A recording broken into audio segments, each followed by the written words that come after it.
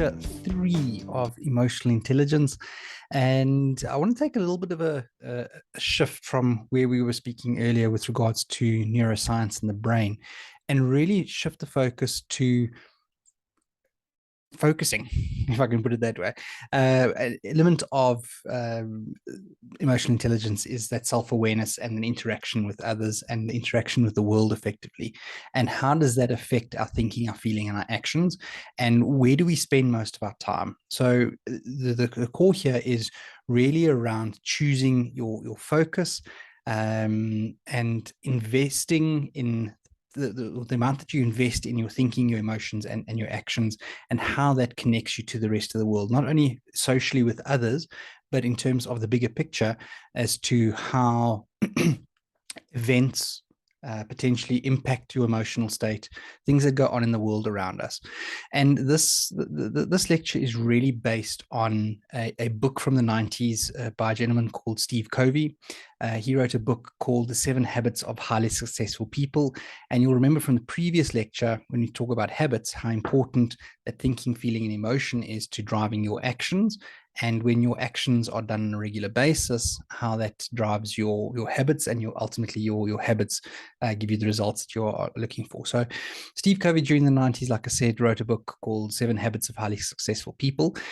And what he did was he wanted to understand what separated or what set successful people apart, or effective people apart from the general population. So he went through interviewing hundreds and hundreds of very successful people in various fields, in business, in education, in sport. And he then looked at what were they doing, what were the habits that they'd created for themselves, and what were the common habits. And one of the biggest, or one of the habits that he identified, was what ultimately came out as to this, was what he called Covey's, or he called circles of concern and influence. And the basis of this theory is really saying, well, as in life, things happen. What are the elements that we can control, and how do we respond to external influences on us? So how does the external influence our internal state?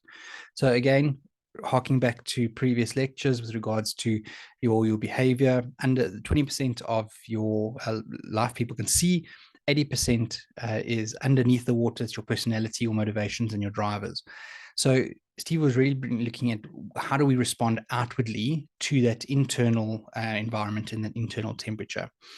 In a summarized version, if you think about it, we've got things happening in our lives all the time. There's political elements, there's legal elements, there's environmental influences, there's economic issues, technology, social. All of these things are happening in our external world. And Covey was saying, well, how do those things impact and influence our internal state? And the response to that is, well, how do I respond, and how much control do I feel within my environment? So if you think about from a political element, we can't control who is in leadership or who's in power necessarily. We can potentially influence that by voting, but we can't necessarily control 100%. Sometimes we just need to accept certain aspects. From an economic situation, recession, inflation, all of those things we cannot necessarily control ourselves. We can definitely impact that and be part of it, but all of these things, from an economic side of things, will obviously influence us greatly. Social elements, social movements, technology, advances in technology, environmental issues, huge debate around global warming, what that means. Is it cyclical? Is it, what is the influence that humans have on global warming? So there's a lot of debate around environmental factors. We've seen disasters over the last 20 years, your tsunamis, your earthquakes, all of these elements we can't control necessarily. What is the role that we play within that? And then obviously there's also legal elements that are going to influence it. So what Covey was saying is these 6 elements are effectively around us all the time. How do we respond to that?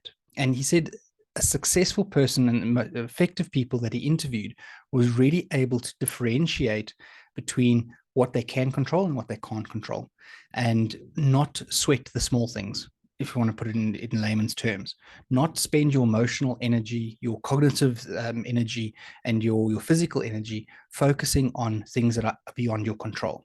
So the reason why it's called circles is he said, Steve Covey said that you've got these circles, you've got this external environment, and you've got your internal environment, and your internal environment is really the things that you can 100% control. You can control your emotions, you can control your thinking, you can control your reactions. How you respond to the environment becomes very, very important. And he said the interviews that he had, people that were able to control their responses and understand the limits to which the things that they can control around them, the happier they were. So the more things you can control, obviously, the more in control of your entire life you're going to obviously be.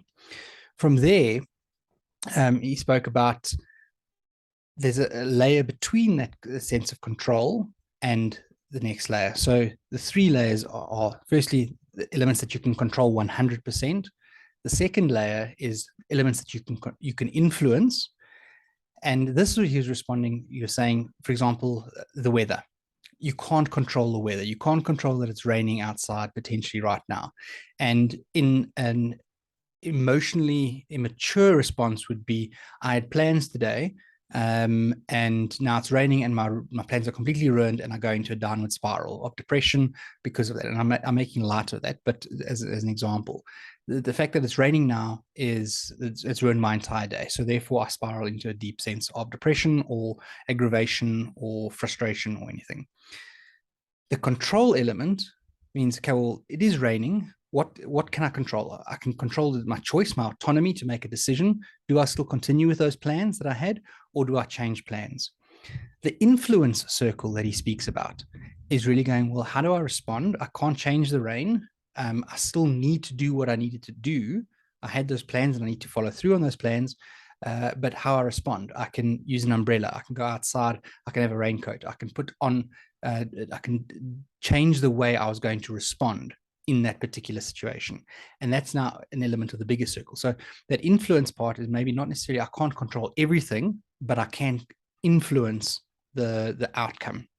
And then the final circle is on the very, very outside, is saying, well, politics, economics, social, technology, environment, legal elements, I can't control as 100%. So I just need to accept them, but I also need to compartmentalize from an emotional perspective, cognitively and physically, going, I can't control these. So let me just, it is what it is. I can control my response to it, but I'm not going to sweat those things. Those things that are out of my control, I'm not going to sweat them. And I'm not going to spend a vital emotional energy focusing on those because there's nothing I can do about it.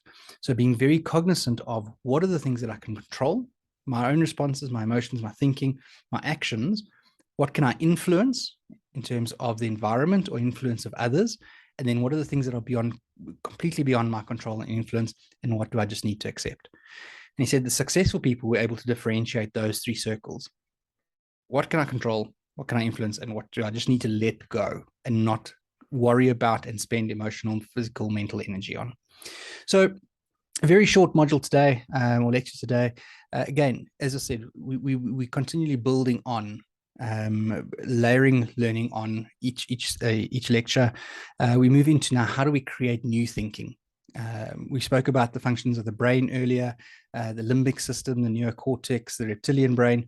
How do we create new thinking to potentially break old habits? So if you've got some habits that are not necessarily serving you, we're going to look at methodologies and ways to actually create new thinking, to overlay that old thinking, to really change your emotional state, the actions, your gut, your response, reptilian brain, and how that's going to affect your actions, your habits, and then ultimately your results. Alrighty, see you soon. Now, bye-bye.